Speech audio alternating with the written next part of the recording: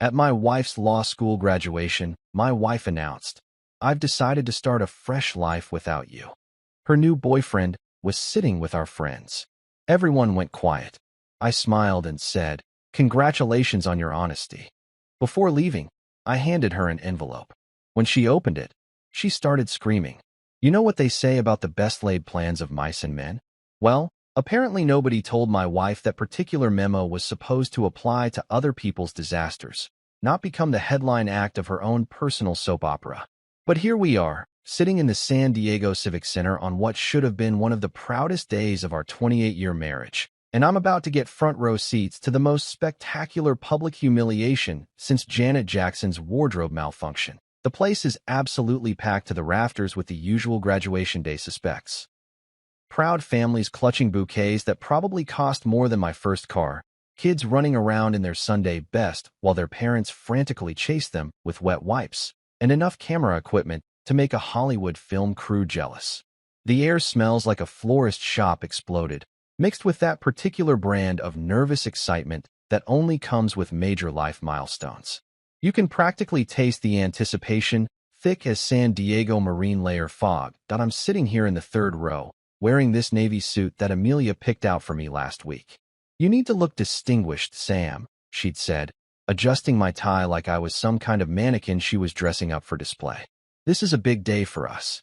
Yeah, well, turns out she wasn't kidding about that part, though I'm pretty sure we had different definitions of big day in mind. The whole ceremony has been dragging on for what feels like 17 hours, but is probably closer to 2. I've watched dozens of newly minted lawyers cross that stage, each one looking like they're about to conquer the world with their briefcases and student loan debt. Their families cheer like they've just won the lottery instead of signed up for decades of crushing financial obligation. But hey, who am I to rain on their parade? Then I hear it, Dr. Amelia Hart. And despite everything that's about to happen, despite all the red flags I've been ignoring for months like a colorblind matador, my chest still swells with pride. 28 years of marriage, 5 years of law school support, countless late nights of me bringing her coffee while she studied. And here she is, finally achieving her dream. Our dream, I thought. Silly me. She walks across that stage like she owns the place, cap and gown flowing behind her like she's some kind of academic superhero. The crowd applauds politely, cameras flash, and for a split second, I actually forget about all the weird behavior, the secretive phone calls, the sudden password changes on everything from Netflix to her laptop. For just a moment, I'm back to being the proud husband who sacrificed his own ambitions to help build hers. Then she does something that's definitely not in the standard graduation ceremony playbook. Instead of taking her diploma and walking off like every other graduate, she stops at the microphone, taps it twice to make sure it's working. The feedback screech makes everyone wince, and the ceremony coordinator looks like she's about to have a stroke. "I'd like to say something," Amelia announces, her voice carrying across the entire auditorium with crystal clarity. The crowd settles into that uncomfortable silence you get when someone's clearly about to go off script in a very public way. And then she drops the bomb that turns my entire world into ground zero. "Samuel," she says, looking directly at me with those green eyes that I fell in love with 3 decades ago, "I've decided to start a fresh life without you." The silence that follows is so complete you could hear a pin drop in the parking lot.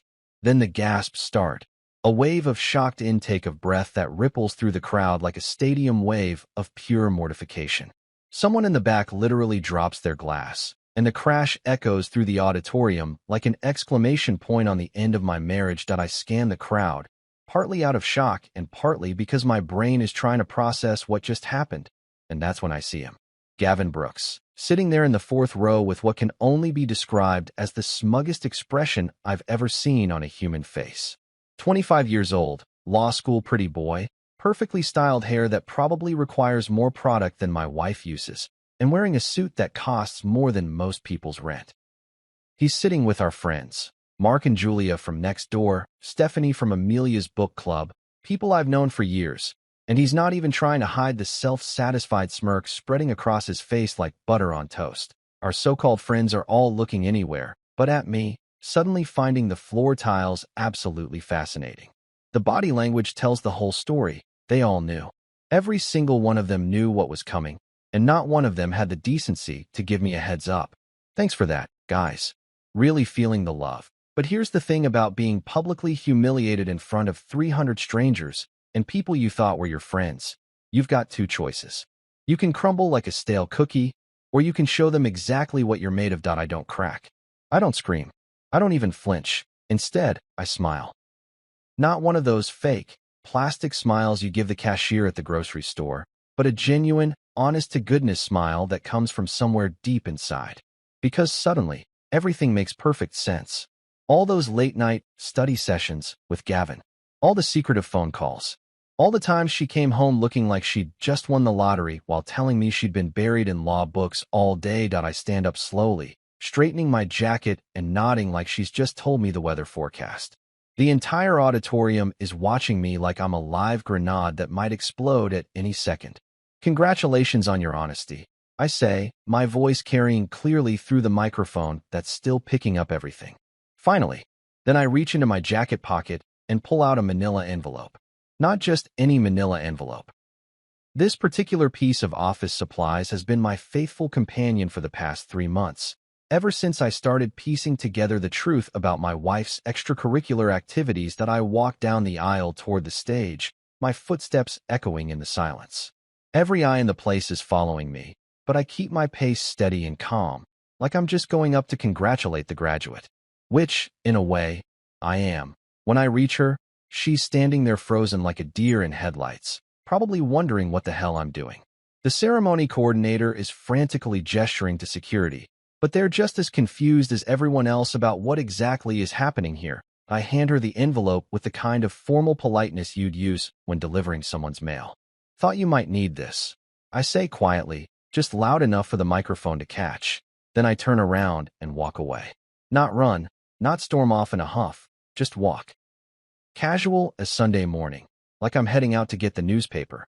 Behind me, the whispers start up like a swarm of hornets that just got their nest kicked. I can hear fragments as I make my way to the exit. Did you see that? What was in the envelope? I can't believe she just...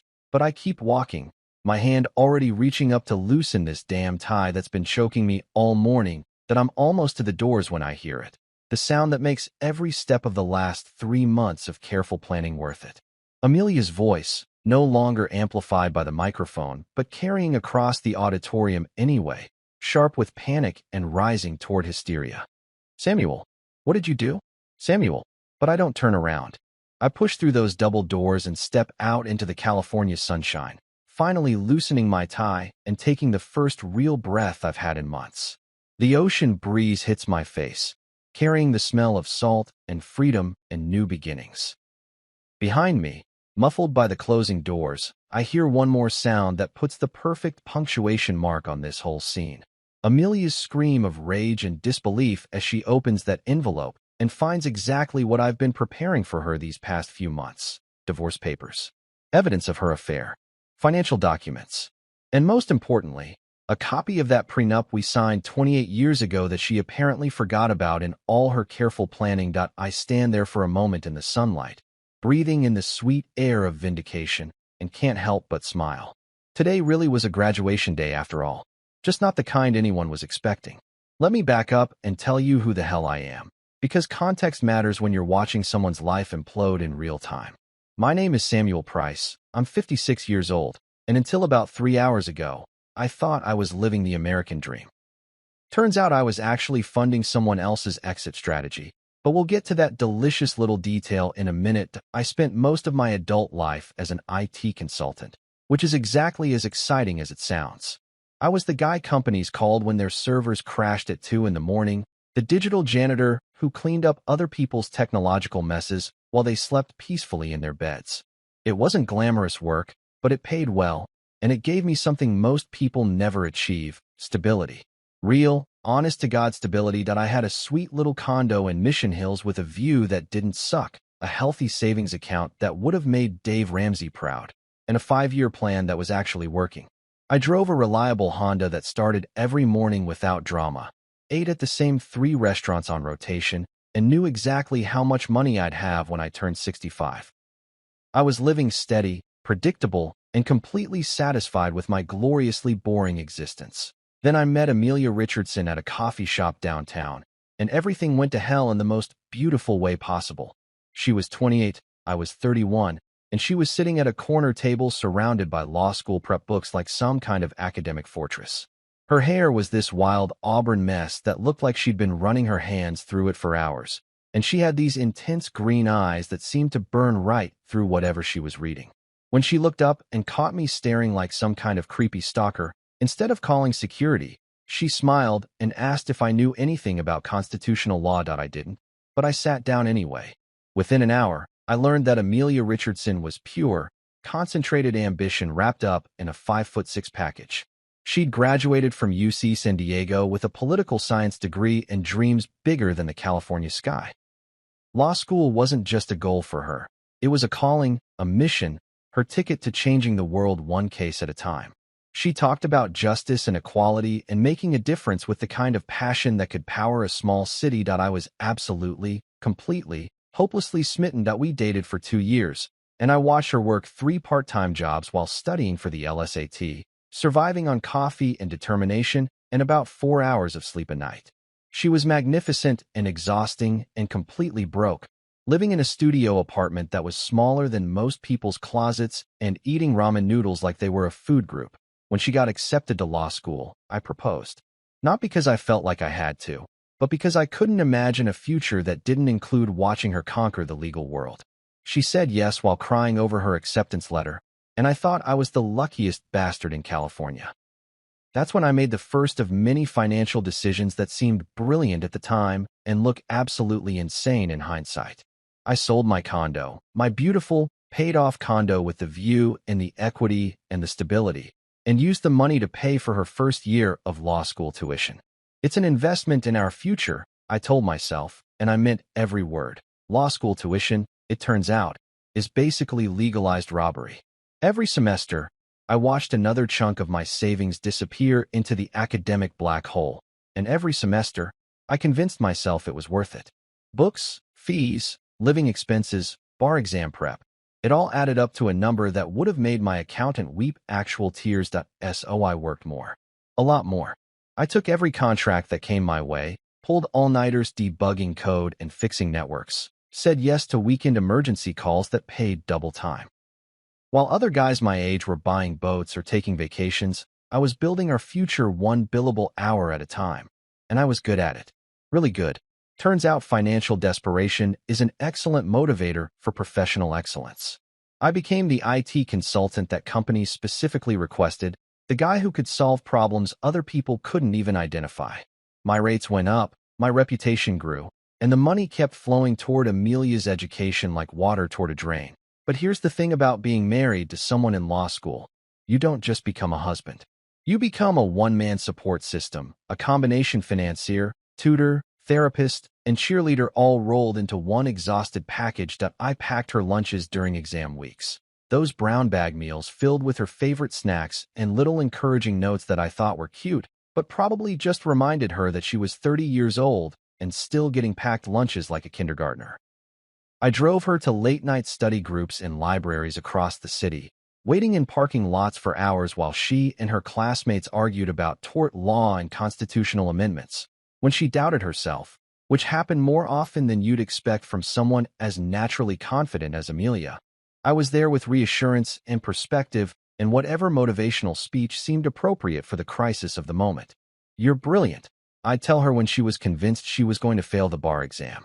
You're going to change the world, I'd say when she felt overwhelmed by the competition, and I believed every word of it.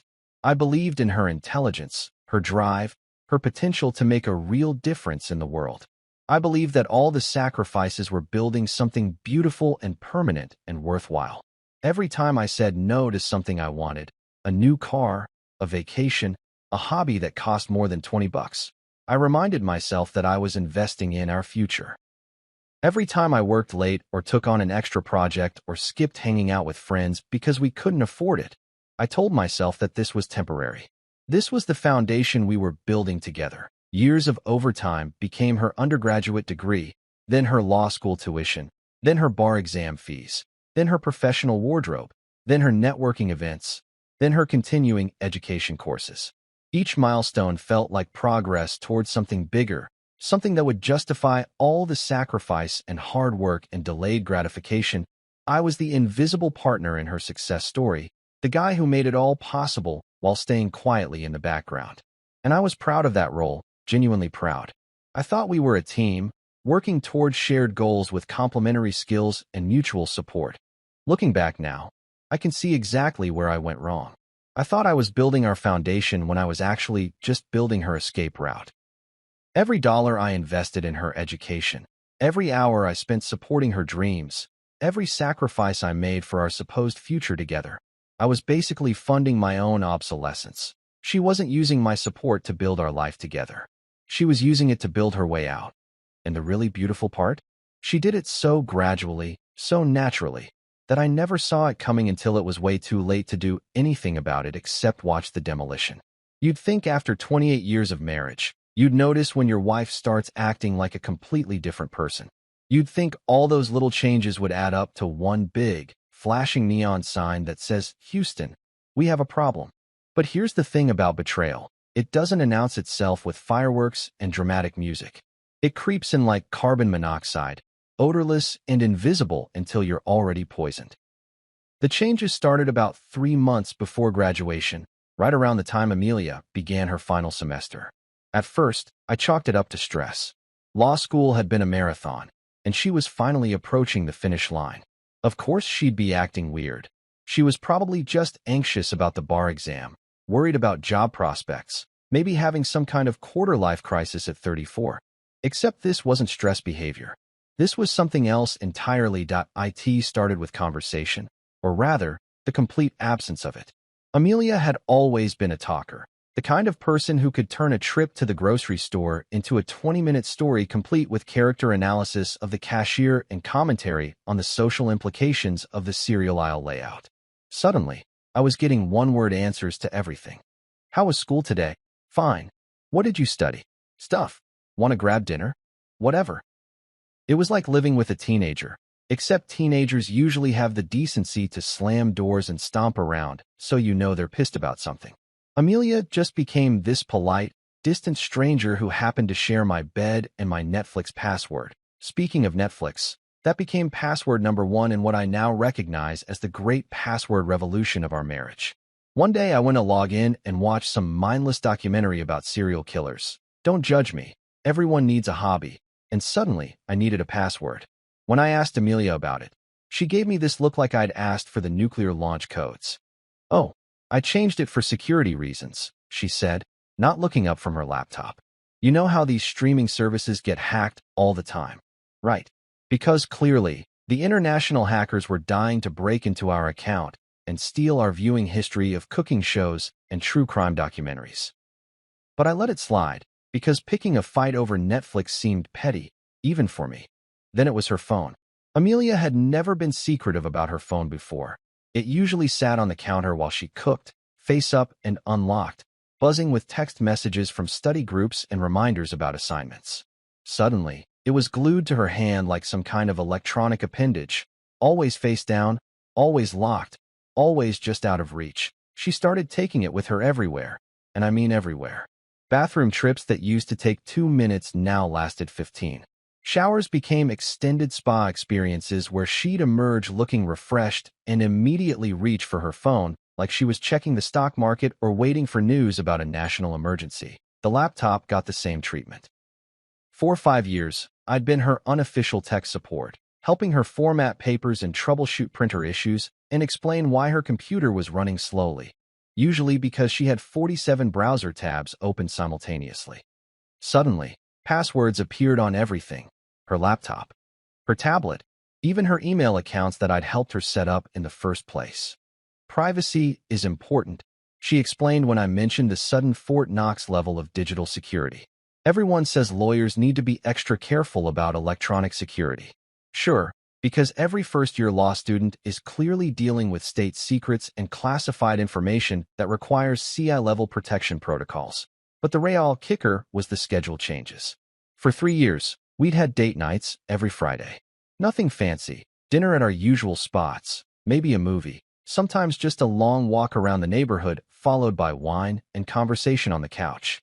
It was our thing, our weekly check-in with each other, our reminder that we were still a couple despite the chaos of law school. Suddenly, Friday nights were study group nights. Every single Friday, without exception. "I'm sorry, honey," she'd say, applying makeup that seemed awfully elaborate for sitting in a library with a bunch of stressed-out law students. "This constitutional law class is kicking everyone's ass. We really need these group sessions to get through it."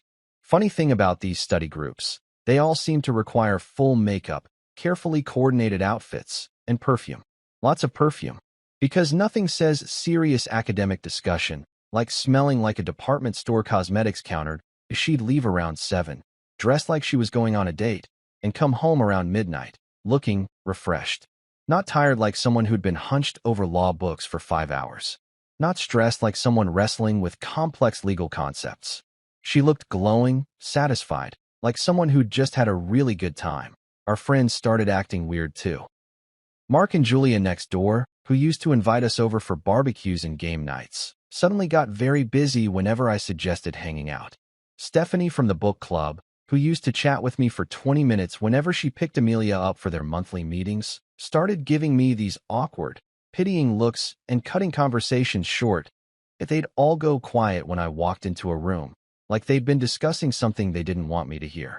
Conversations would die mid-sentence, followed by uncomfortable silence and sudden intense interest in their drinks or their phones or the fascinating patterns in my living room carpet.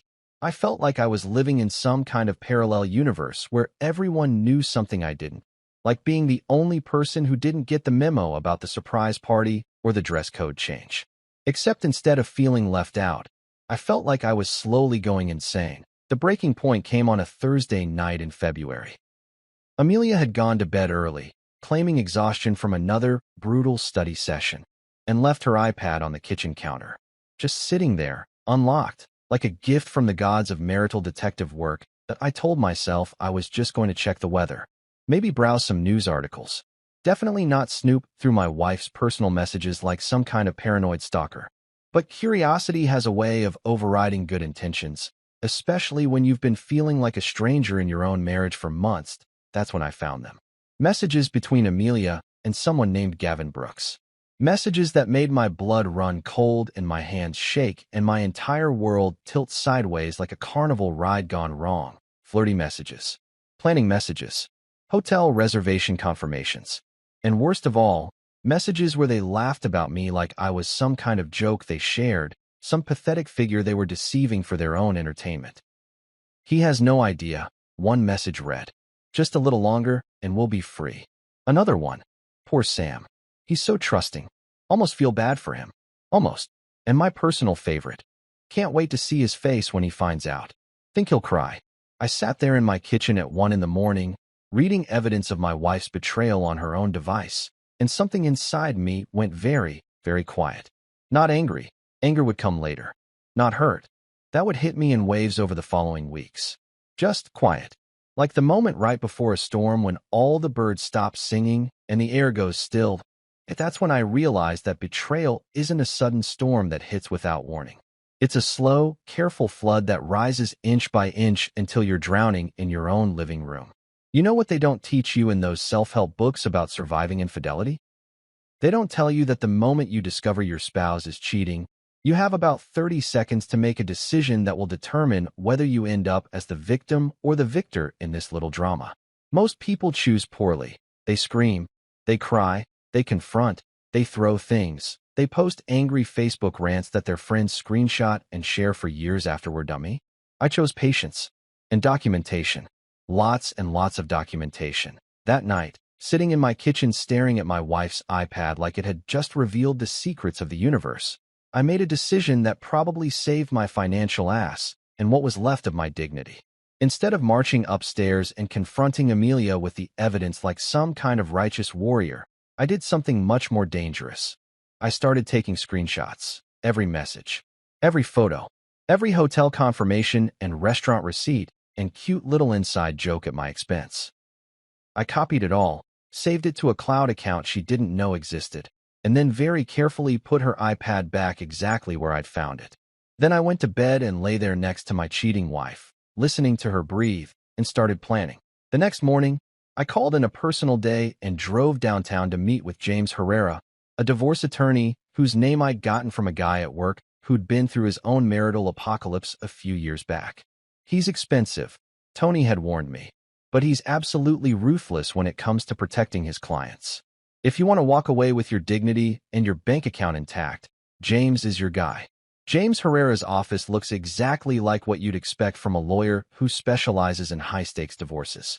Lots of dark wood, leather chairs that probably cost more than my car, and law books arranged with the kind of precision that suggests someone who doesn't leave anything to chance. The man himself was probably in his early 50s, perfectly groomed in that way that screams, "I bill $400 an hour, and I'm worth every penny." I walked in there expecting to tell my sob story to someone who'd heard it all before and would pat me on the head and send me home with a pamphlet about the stages of grief. Instead, I found myself face to face with a legal predator who smelled blood in the water and liked what he was smelling. "Show me everything," was the first thing he said after I gave him the basic outline of my situation. No sympathy, no platitudes about how sorry he was for my pain, just a professional assessment of my ammunition. I liked him immediately that we spent the next 3 hours going through 5 years of financial records with the kind of thoroughness that would make an IRS auditor proud. Bank statements, credit card bills, investment accounts, insurance policies. Everything I could think of that might be relevant to understanding exactly how much money I'd poured into Amelia's education and career development. That's when James found the first surprise. Hidden bank accounts under Amelia's maiden name. Accounts I'd never heard of or seen statements for. Accounts that showed regular deposits timed to coincide with what I thought were grocery runs or study materials purchases. She'd been skimming money for months, maybe years, building her own little nest egg while I was working overtime to pay for her law school expenses. "Smart girl," James said, and there was genuine admiration in his voice. "She's been planning this exit strategy for a while. Good thing you found out when you did." But here's where Amelia's cleverness ran into a brick wall of my own paranoia from 28 years ago.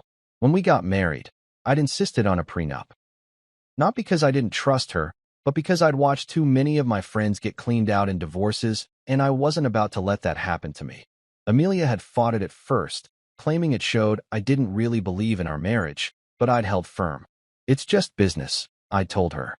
"If we never need it, great. If we do need it, we'll both be glad we have it." The prenup was ironclad. Everything I'd earned before the marriage stayed mine. Everything I'd inherited stayed mine.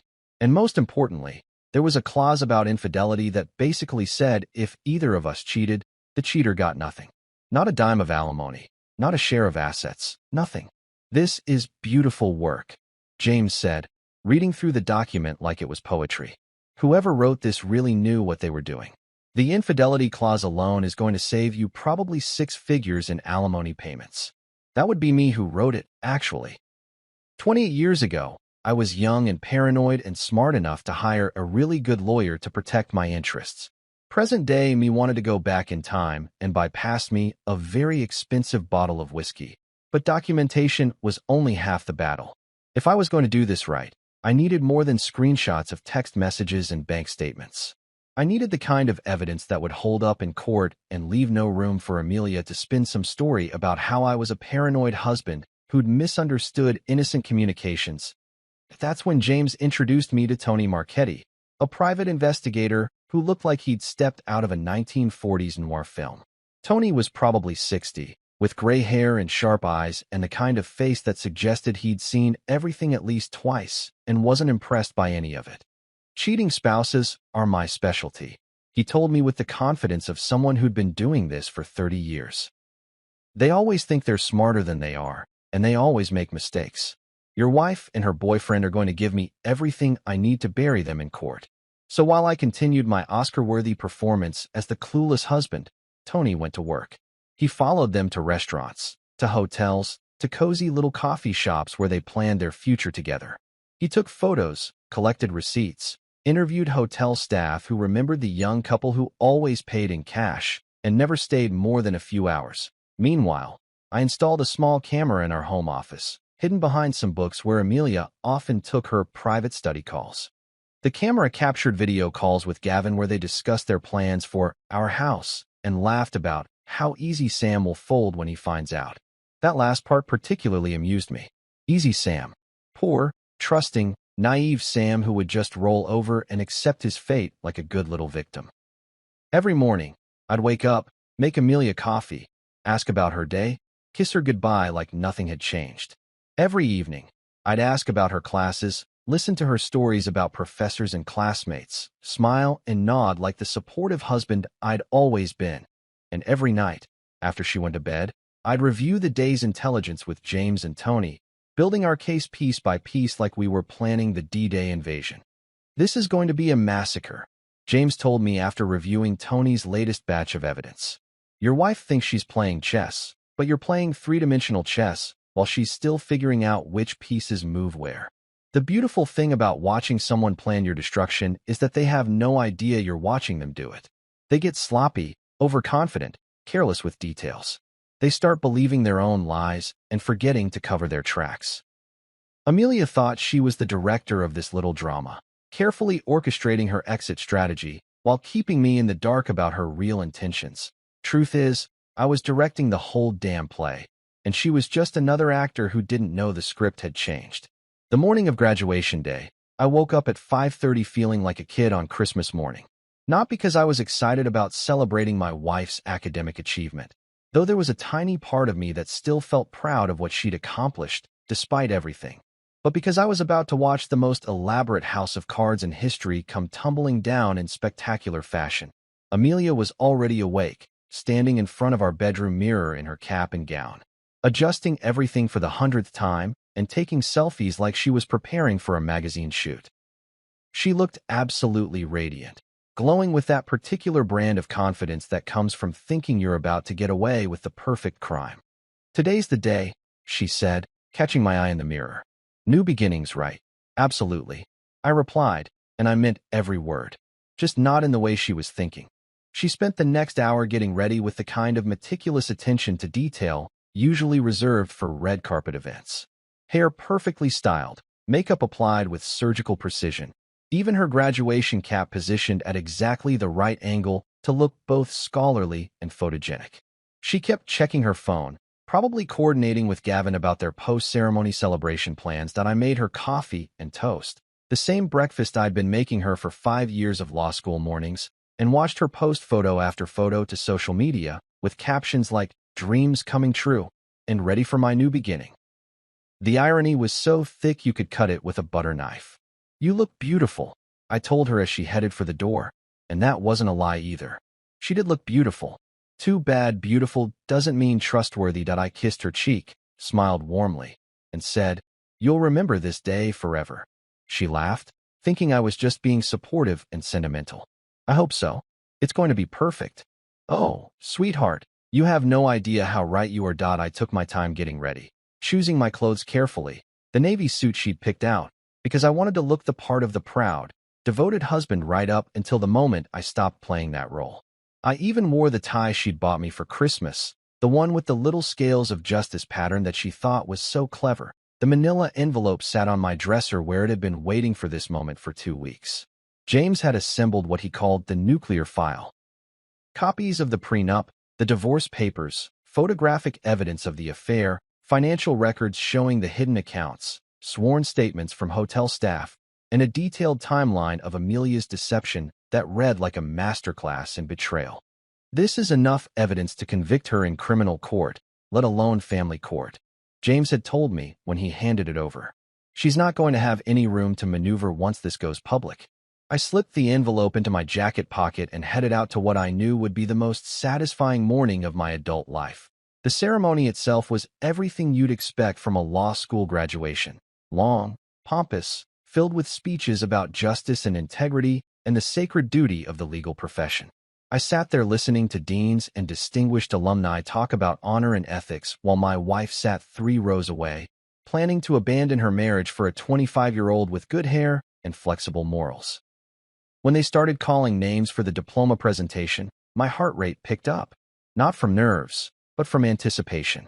I'd been planning this moment for months, running through it in my head like a quarterback visualizing the perfect pass. Everything had to be timed perfectly, executed flawlessly, delivered with exactly the right amount of calm dignity. Dr. Amelia Hart. Showtime. I watched her walk across that stage like she owned the world, and for a moment, I actually felt sorry for her. She had no idea what was coming. In her mind, she was about to graduate, dump her boring older husband, and ride off into the sunset with her young boyfriend, supported by the money she'd been secretly stashing away and the alimony she thought she'd get from our divorce. Instead, she was about to discover that sometimes the person you think you're playing is actually 3 moves ahead of you. Then she did the one thing I hadn't planned for. She went off script. Instead of taking her diploma and walking off like every other graduate, she stopped at the microphone. The feedback screech made everyone wince, and I saw the ceremony coordinator start to panic in my peripheral vision.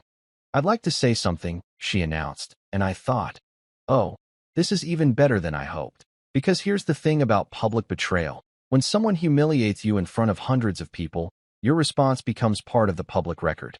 Everyone remembers not just what was done to you, but how you handled it. And I've been practicing my response for weeks. "Samuel, I've decided to start a fresh life without you." The gasps that rippled through the auditorium were music to my ears. This was better than any revenge fantasy I could have imagined. She'd just publicly announced her betrayal in front of 300 witnesses, including judges, lawyers, and law professors who would remember this moment for years. That I took a deep breath, stood up slowly, and smiled. Not a bitter smile, not a hurt smile, but the genuine smile of someone who's about to play the winning hand in a very long poker game. "Congratulations on your honesty," I said, my voice carrying clearly through the silence. Finally, the walk down the aisle felt like the longest and shortest walk of my life. Every eye in the place was on me, but I kept my pace steady and calm. When I reached the stage, Amelia was standing there frozen, probably wondering what the hell I was doing. That I handed her the envelope with the kind of formal politeness you'd use when serving legal papers, which, technically, I was. "Thought you might need this," I said quietly. Then I turned and walked away, loosening my tie as I went. Behind me, I could hear the whispers starting, that electric buzz of 300 people trying to process what they'd just witnessed. That I was almost to the exit when I heard the sound I'd been waiting months to hear. Amelia's voice, sharp with panic and confusion, calling my name like she could somehow undo what had just happened, but I didn't turn around. I pushed through those doors and stepped into the California sunshine, breathing in the sweet air of freedom and vindication. Behind me, muffled by the closing doors, came the sound that made every moment of planning and patience worth it. Amelia's scream of rage and disbelief as she opened that envelope and discovered that her perfect plan had just become her perfect nightmare. That I stood there in the parking lot for a moment, enjoying the sunshine and the silence and the knowledge that somewhere behind me, the woman who thought she was so clever was learning exactly how expensive betrayal could be. Then I got in my car, drove straight to O'Malley's pub, ordered a bourbon, and waited for my phone to start ringing. You know what's beautiful about a well-executed plan? It's not just the moment of impact. Though that graduation ceremony mic drop was pretty damn satisfying, it's watching all the carefully arranged dominoes fall in perfect sequence afterward. Because here's the thing about betrayal. It's like a house built on quicksand. Once the foundation starts shifting, everything comes down fast. That I was sitting at O'Malley's pub, nursing my second bourbon and watching ESPN on the big screen, when my phone started buzzing like an angry wasp. The first call was from Mark, my next-door neighbor, probably wondering what the hell had just happened at graduation. I let it go to voicemail. The second call was from Julia, Mark's wife. Also ignored. The third call was from a number I didn't recognize, but I had a pretty good idea who it might be. By the time my phone rang for the fourth time, I was starting to enjoy myself. There's something deeply satisfying about being completely unreachable when people desperately need to reach you, especially when those people have spent months lying to your face and participating in your public humiliation. Around 6 o'clock, when I was contemplating whether to order food or just make bourbon my dinner, Serena Martinez called. Serena was Amelia's oldest friend, someone I'd known since college, and unlike our other so-called friends, she'd never been part of the conspiracy. If anyone was going to give me the straight story about the aftermath, it would be her. "Sam," she said when I answered, and I could hear the exhaustion in her voice. "Jesus Christ, what did you do to her?" "Nothing she didn't do to herself," I replied, signaling the bartender for another drink. "I just provided some clarity to the situation." She's been calling me for 3 hours, hysterical. She's saying you ruined everything, that you destroyed her life out of spite. I laughed, and it wasn't a nice sound. Funny how quickly starting a fresh life becomes destroying her life when reality sets in. What exactly did I ruin, Serena? Her plan to take my money and run off with her boyfriend. There was a long pause. You knew about Gavin? I've known about Gavin for months. I've also known about the secret bank accounts, the hotel receipts, and the charming text messages where they both laughed about what an easy mark I was going to be. Oh shit. Yeah, oh shit. So tell me, what's the current situation over there in paradise? Serena sighed heavily. It's a mess, Sam. A complete disaster. Apparently, Amelia had been telling Gavin that the divorce was going to be amicable, that you'd agreed to give her the house and a generous settlement. She'd been making promises about their future together based on money she thought she was going to get from you. This was even better than I'd hoped. And now he's freaking out because his dreams of playing house in Mission Hills just evaporated. The bank accounts are frozen. How did you manage that so fast? Turns out when you have documented evidence of financial fraud, judges move pretty quickly on asset protection orders. Amazing how the legal system works when you actually follow the rules. The fancy loft they were renting together? Rent bounced this morning because it was coming out of one of those frozen accounts. And his BMW. Apparently that lease payment bounced too. I had to admit, I hadn't expected the financial dominoes to fall quite this quickly, but I wasn't complaining. How's our boy Gavin handling the pressure? About as well as you'd expect a 25-year-old law student to handle having his sugar mama's money supply cut off overnight. He lasted exactly 48 hours before he packed his shit and disappeared. That stopped me mid-sip. He left her. Oh, it gets better. He didn't just leave. He left her a note. A fucking note. Sam, like they were in high school. Apparently, it said something about how this isn't what he signed up for, and he needed to focus on his career without distractions. I couldn't help myself. I started laughing.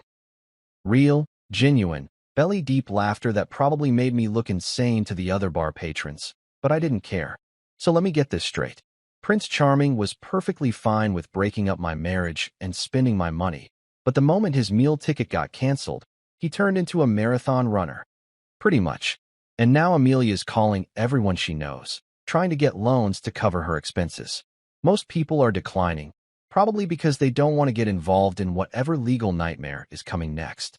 The beautiful thing about social circles is that they're built on reputation and perception. When someone publicly implodes the way Amelia had at graduation, people start distancing themselves faster than you can say guilty by association. Nobody wants to be associated with the woman who announced her affair at her own graduation ceremony. What about her other friends? The ones who knew what was happening and decided not to mention it to me? Mark and Julia have been avoiding everyone. I think they're embarrassed about being part of the whole thing. Stephanie from book club is apparently telling people she suspected something but didn't want to get involved. Everyone's basically pretending they had no idea what was going on. Of course they were. Now that the affair was public and messy, suddenly nobody wanted to admit they'd been enablers and accomplices.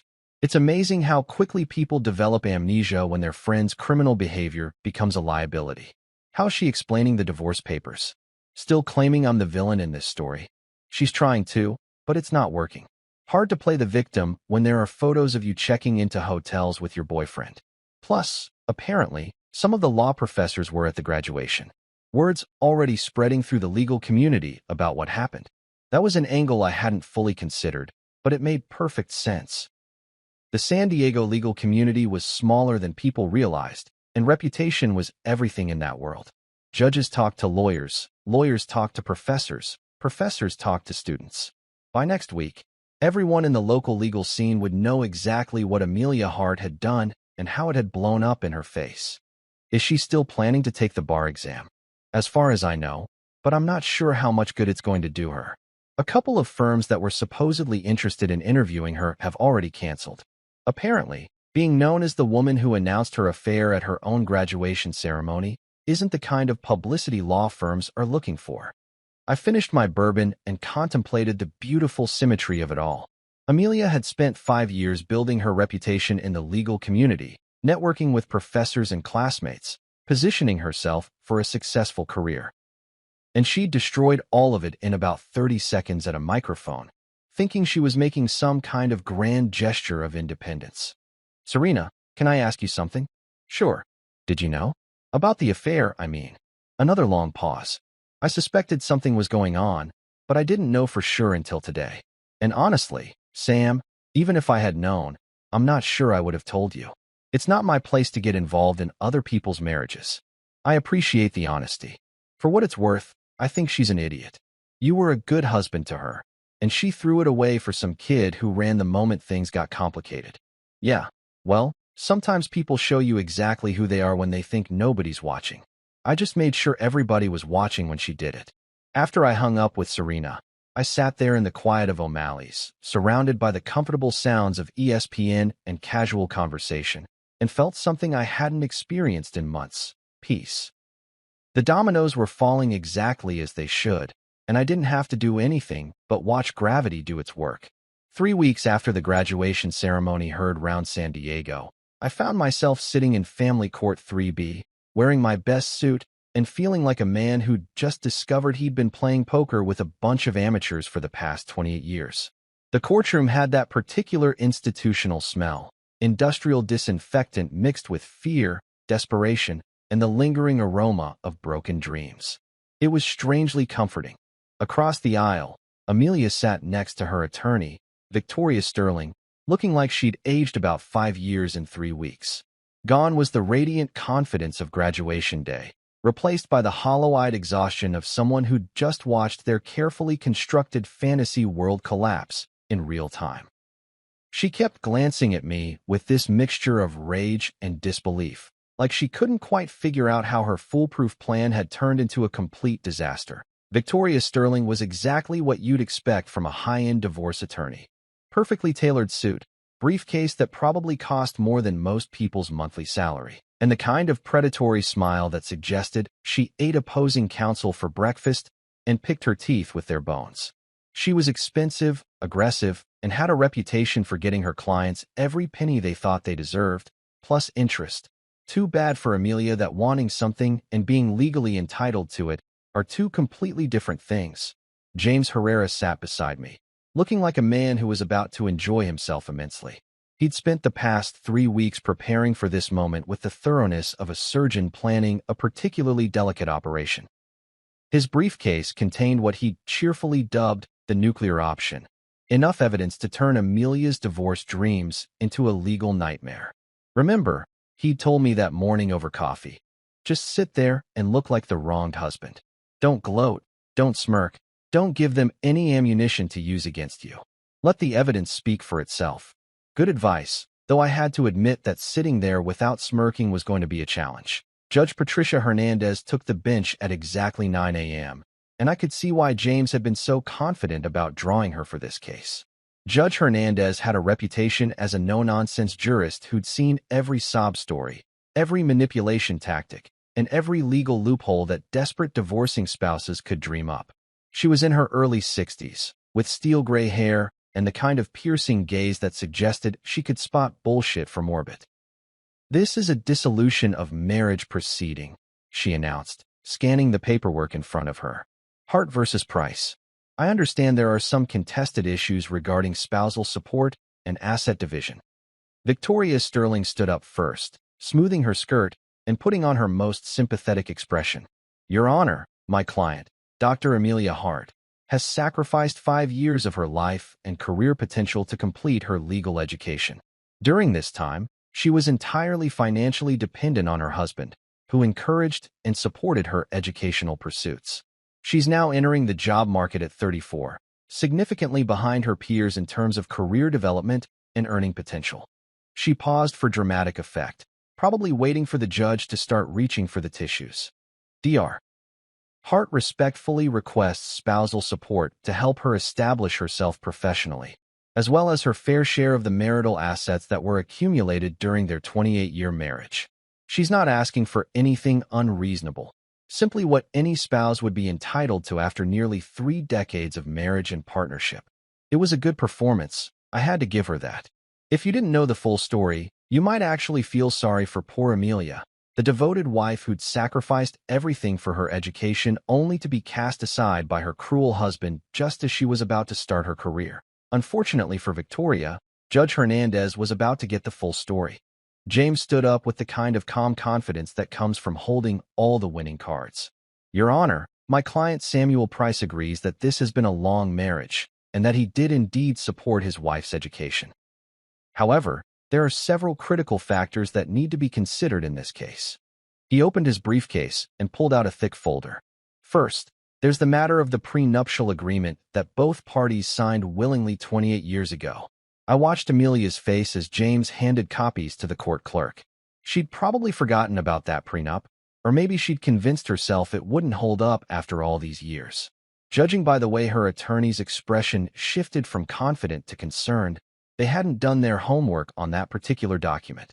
Your Honor, James continued, this prenuptial agreement specifically addresses the issue of spousal support in the event of marital misconduct. According to Section 7, subsection C, any spouse who commits adultery during the marriage forfeits all rights to spousal support and is entitled only to assets they brought into the marriage or acquired independently. Judge Hernandez was reading through the prenup with the kind of attention that suggested she was impressed by the thoroughness of the document. This appears to be properly executed and notarized. Mrs. Sterling, do you have any objection to the validity of this agreement? Victoria Sterling looked like she'd just swallowed something unpleasant. Your Honor, we weren't aware that adultery was being alleged in this case. Oh, but it is, James said with what I can only describe as barely contained glee. Your Honor, I'd like to present Exhibit A.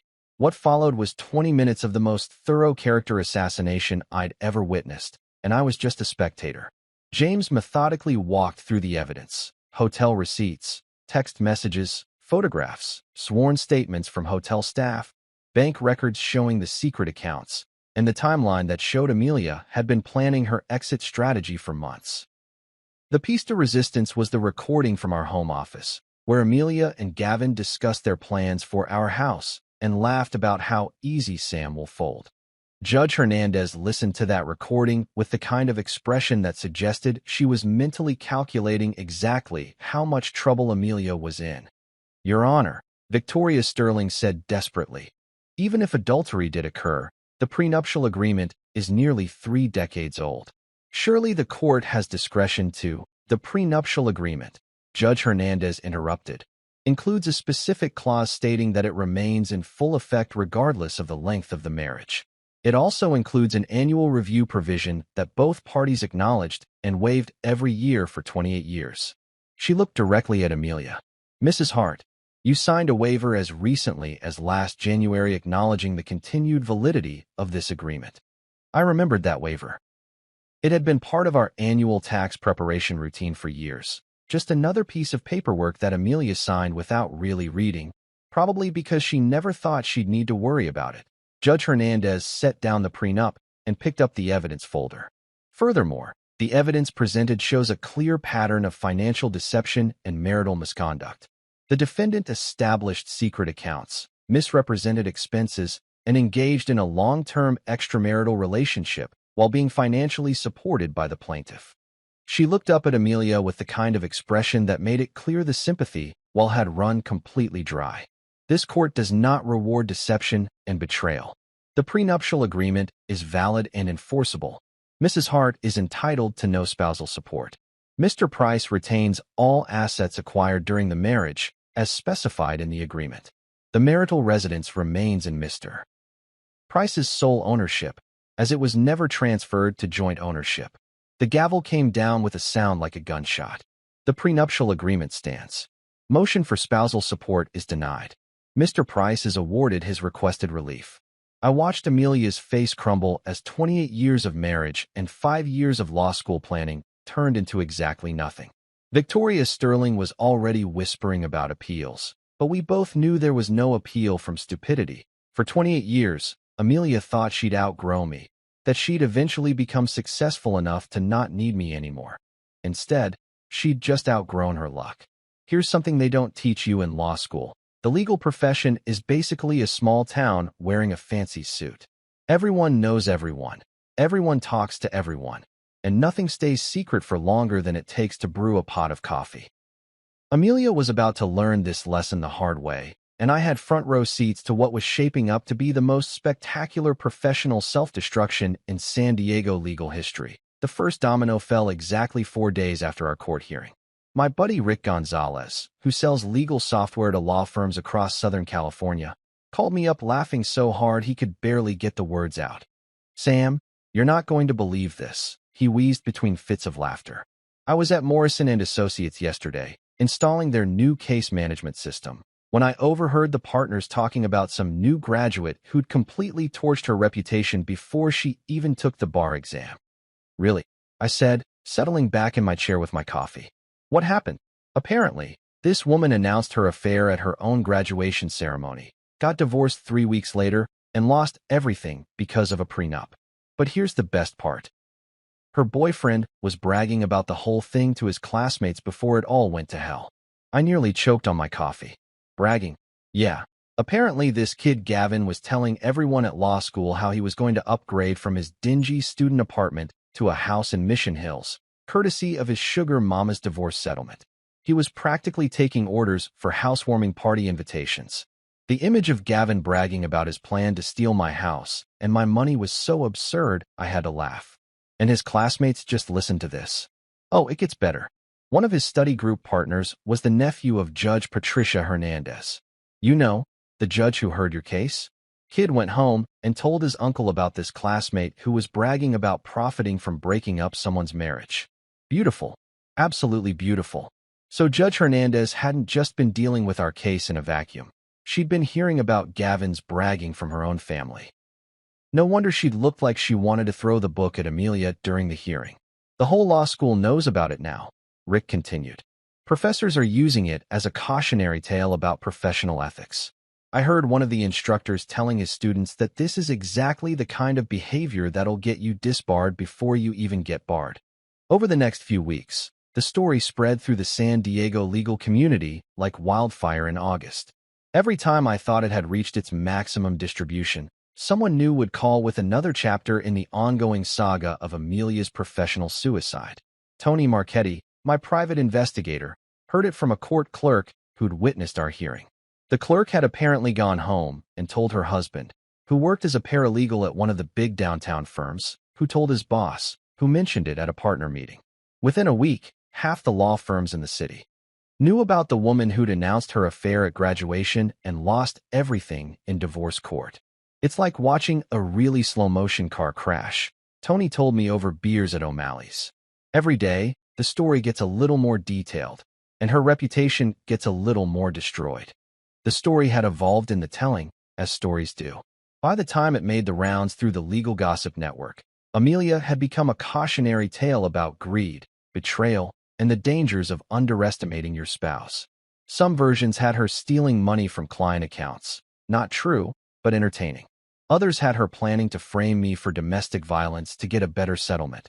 Also not true, but it added drama.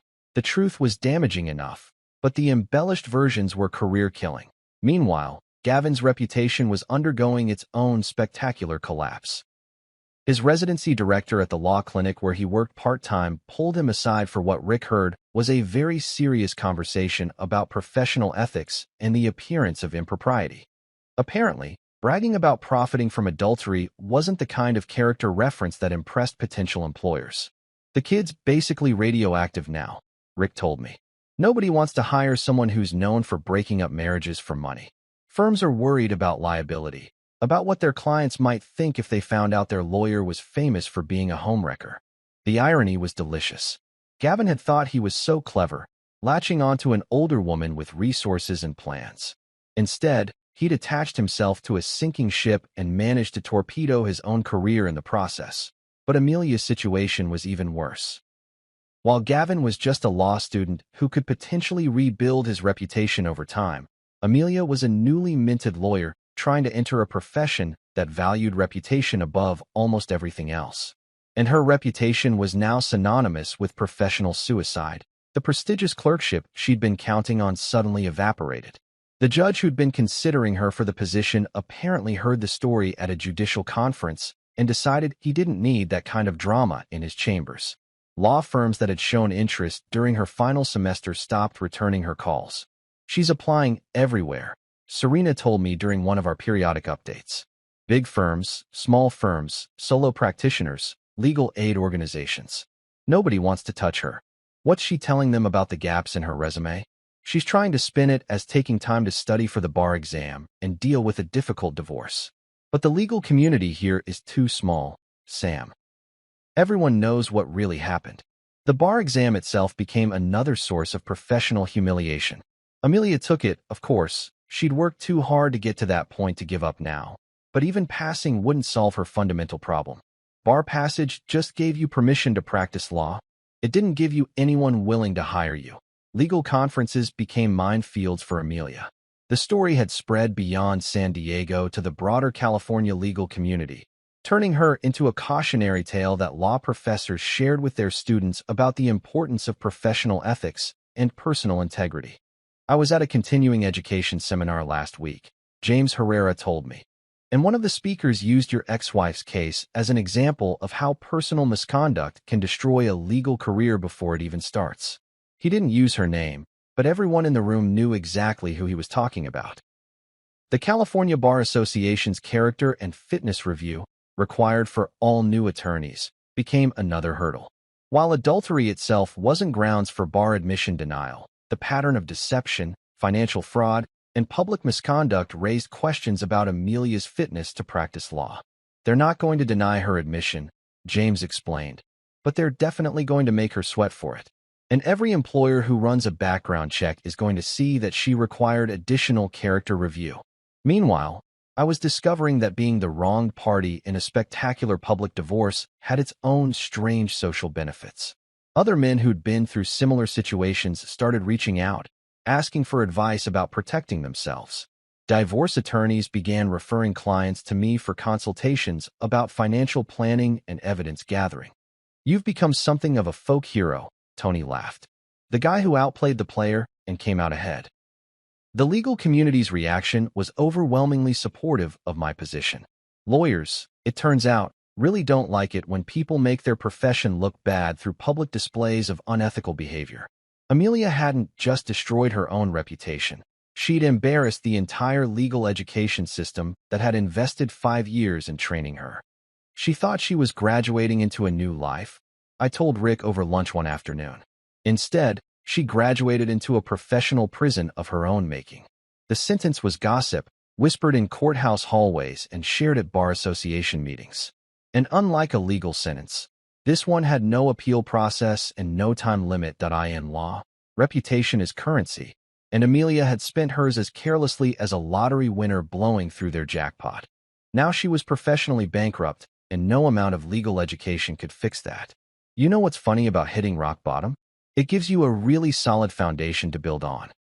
6 months after watching my marriage explode in the most public way possible, I was sitting in a brand new office in downtown San Diego, staring at business cards that read Samuel Price, CEO, Langston Strategies, Divorce Preparation and Asset Protection.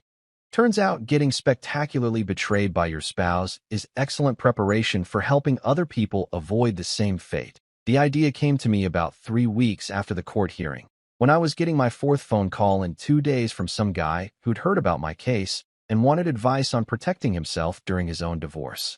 At first, I thought it was just morbid curiosity. People love a good revenge story, especially one with a clear winner and loser. But as the calls kept coming, I realized I was sitting on something valuable, hard-won expertise in surviving spousal betrayal with your dignity and bank account intact. You should charge for this, James Herrera told me after I mentioned getting another consultation request. You've essentially developed a blueprint for protecting yourself in high-conflict divorces. That's worth money. He wasn't wrong. Between my IT background, my recent crash course in divorce law, and my newfound expertise in evidence gathering, I'd accidentally created a skill set that was in high demand. Apparently, there were a lot of people out there who suspected their spouses were planning to screw them over and wanted to be prepared when it happened. So I did what any reasonable person would do. I turned my personal disaster into a business opportunity. Langston Strategies started in my spare bedroom with a website, a business license, and a very clear mission statement. helping spouses protect their interests during marital dissolution through strategic planning, evidence gathering, and financial protection. It sounded professional and dignified, which was exactly the vibe I was going for. No need to advertise that the company was basically founded on pure spite and a desire to help other people avoid getting screwed over. My first official client was Thomas Brennan, a 43-year-old high school teacher whose wife had suddenly become very interested in girls' nights out and very uninterested in joint bank accounts. He came to my office looking like a man who knew bad news was coming but wasn't sure what to do about it. "I know she's cheating," he told me, sitting across from my desk with his hands clenched in his lap. "I just can't prove it, and I don't know how to protect myself when this all goes to hell." I spent the next 2 hours walking him through everything I'd learned the hard way. How to document financial assets without alerting a suspicious spouse. How to legally gather evidence of infidelity. How to work with divorce attorneys and private investigators. Most importantly, how to keep your mouth shut and your emotions in check while you're building your case. "The biggest mistake people make," I told him, "is confronting their spouse the moment they suspect something. All that does is give them time to hide assets, destroy evidence, and lawyer up. You want to gather everything you need first, then strike fast and hard when you're ready." Thomas left my office with a detailed action plan, a list of recommended professionals, and what he later described as the first hope I'd felt in months. 3 weeks later, he caught his wife and her personal trainer in a compromising position at a motel that he'd been monitoring based on her credit card statements. 6 months after that, he walked away from his divorce with his house, his pension, and his self-respect intact. "You didn't just help me protect my money," he wrote in a letter that I keep framed on my office wall. "You helped me remember my worth. You saved not just my finances, but my sanity." That letter convinced me I was onto something bigger than just a side business. Rebecca Martinez became my first employee, a sharp-eyed former paralegal who'd been through her own divorce nightmare and understood exactly what our clients were going through. She handled intake calls, managed client files, and had an uncanny ability to spot the warning signs of financial deception in bank statements and credit reports. "You can always tell when someone's planning an exit," she told me during one of our weekly case reviews. "The spending patterns change, the money starts moving in weird directions, and suddenly they're very interested in assets they never cared about before." Tony Marchetti came on board as our primary investigator, bringing 30 years of experience in catching cheating spouses and hiding assets. James Herrera became our preferred legal referral, though we worked with several divorce attorneys depending on the client's needs and budget. The business model was simple but effective. Clients came to us when they suspected their marriage was in trouble, but before they were ready to file for divorce. We helped them document their assets, gather evidence of misconduct, and develop a strategy for protecting themselves during the inevitable legal proceedings. We weren't marriage counselors, we were divorce preparation specialists. Think of us as financial and legal bodyguards, I'd tell potential clients. "We can't save your marriage, but we can make sure you don't get destroyed when it ends." Word of mouth was our best advertising. Satisfied clients told their friends, who told their friends, who eventually found themselves sitting in my office explaining why they thought their spouse was planning to leave them.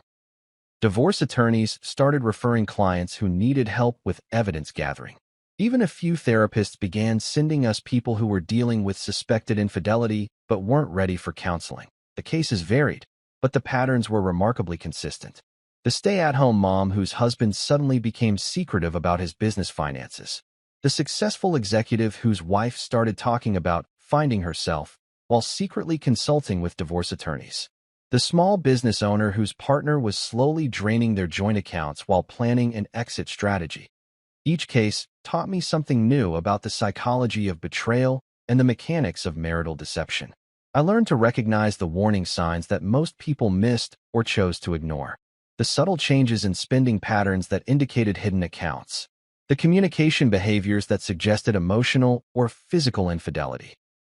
The legal maneuvers that cheating spouses use to try to gain advantage in divorce proceedings. "You've become like a divorce whisperer," Rebecca laughed during one particularly busy week when we'd taken on 5 new cases. "People come in here panicked and confused, and you somehow make sense of their chaos." It wasn't magic. It was pattern recognition combined with hard-won experience. I'd been through the worst-case scenario and come out ahead, which gave me credibility that no amount of academic training could provide. When I told clients that I understood what they were going through, they believed me because I'd been exactly where they were. The business grew steadily over the first year. We moved from my spare bedroom to a small office downtown, then to a larger space when we needed room for Rebecca's expanding case files and Tony's surveillance equipment. Our client base included teachers, engineers, doctors, small business owners, and even a few lawyers who were smart enough to recognize that they needed help outside their area of expertise. The irony, I told James over drinks one evening, is that Amelia's betrayal was the best thing that ever happened to my career. I never would have discovered this if she hadn't tried to screw me over. Sometimes the universe has a sense of humor, he replied. She thought she was destroying your life, but she actually gave you a new purpose. By the end of the first year, Langston Strategies had helped over 100 clients protect themselves during divorce proceedings. Our success rate was impressive. Most of our clients managed to keep their houses, their savings, and their dignity intact. More importantly, they walked away from their marriages feeling like they'd been heard, supported, and treated fairly. I'd started the business to channel my anger into something productive, but it had become something much more meaningful than revenge. It had become a mission to help people protect themselves when the people they trusted most decided to destroy them. And every morning when I walked into that office, I felt something I hadn't experienced in years. Purpose that came from somewhere deeper than just paying bills or meeting expectations that I wasn't just running a business. I was building something that mattered. 6 months later, I'm sitting at my corner table at Maria's Cafe on the cliffs of La Jolla, watching the morning sun turn the Pacific Ocean into liquid gold while I read emails from clients whose lives I've helped save. The coffee is strong. The ocean breeze carries the smell of salt and possibility. And for the first time in years, I actually know who I am when I look in the mirror. This has become my morning routine. Coffee with Maria, who always saves me the table by the window because she says I'm her most reliable customer, emails from grateful clients, and a few minutes of just breathing in the fact that I'm exactly where I'm supposed to be.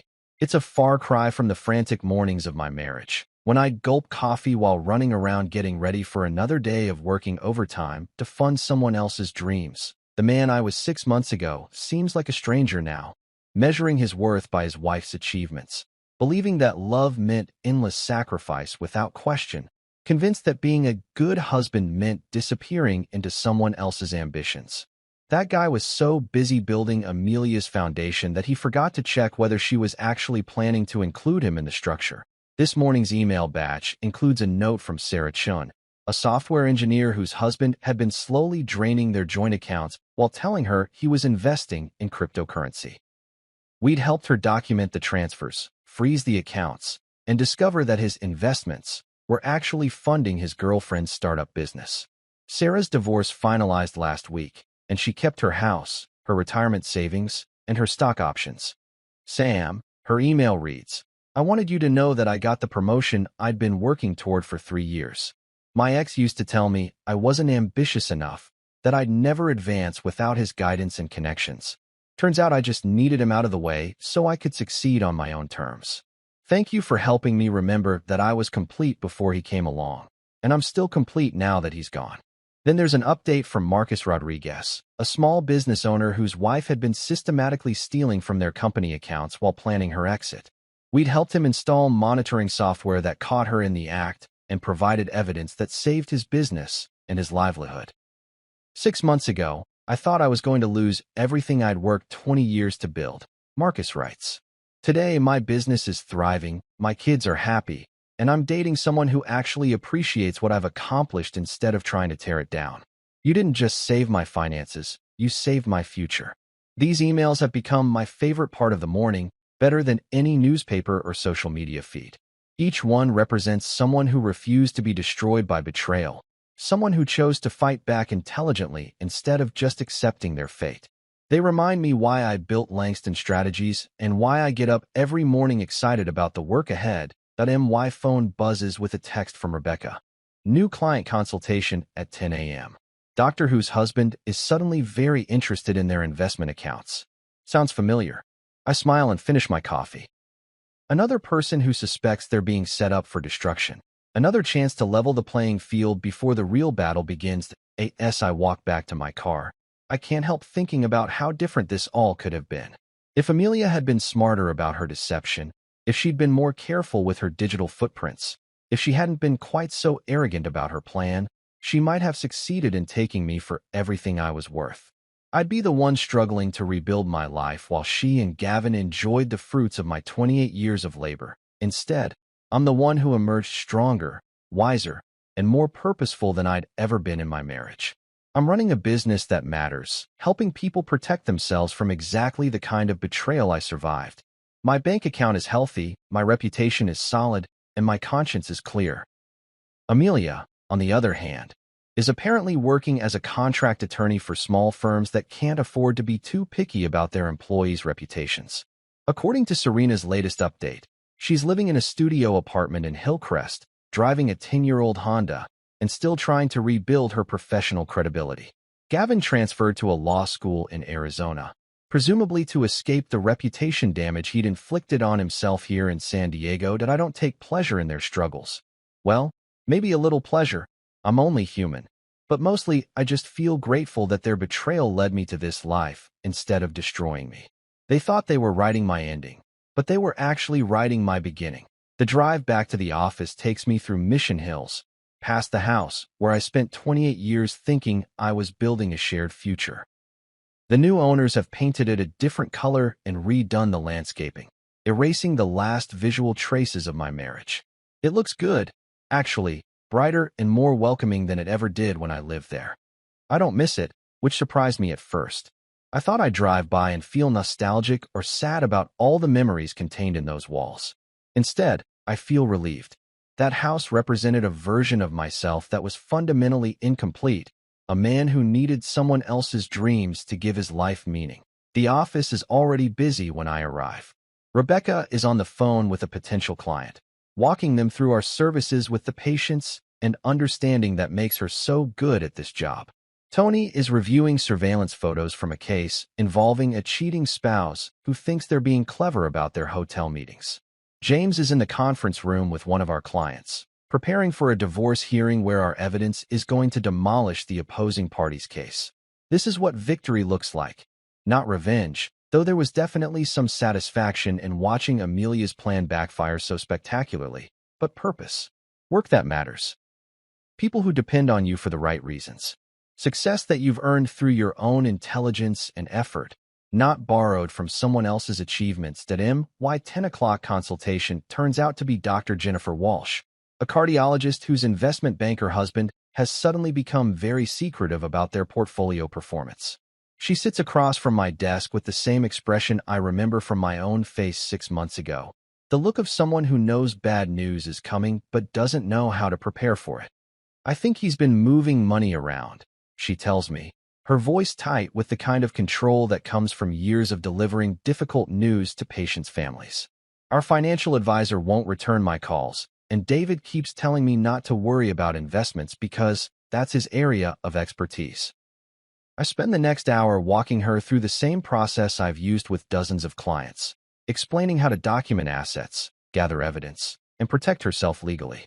But more than that, I help her understand that suspecting betrayal doesn't make her paranoid or vindictive, it makes her smart. The hardest part, I tell her as our meeting winds down, isn't dealing with the betrayal itself. It's learning to trust your instincts again after someone you loved spent months or years convincing you that your perceptions were wrong. She nods, and I can see some of the tension leave her shoulders. I keep thinking I'm overreacting, that I'm being unfair to him. Dr. Walsh, in your medical practice, when you see symptoms that suggest a serious condition, do you ignore them because you don't want to upset the patient? Or do you run tests to confirm or rule out your suspicions? I run tests. Exactly. That's all we're doing here. Running tests to confirm or rule out your suspicions about your marriage. If you're wrong, you'll have peace of mind and a better understanding of your finances. If you're right, you'll be prepared to protect yourself. She leaves my office with a detailed action plan and the phone numbers of our trusted professionals. In 3 weeks, she'll probably be back with evidence that confirms her worst fears. But she'll also be ready to handle it like the strong, intelligent woman she is, instead of the victim her husband thinks she'll be. That's what I've learned in the past 6 months. Graduation isn't about getting a diploma or reaching some predetermined milestone. Real graduation is about learning who you are when everything you thought you knew about your life turns out to be wrong. Amelia got her law degree, but I got something more valuable. I graduated from being someone who lived through other people's dreams into someone who builds his own reality. And unlike her diploma, that's something nobody can ever take away from me.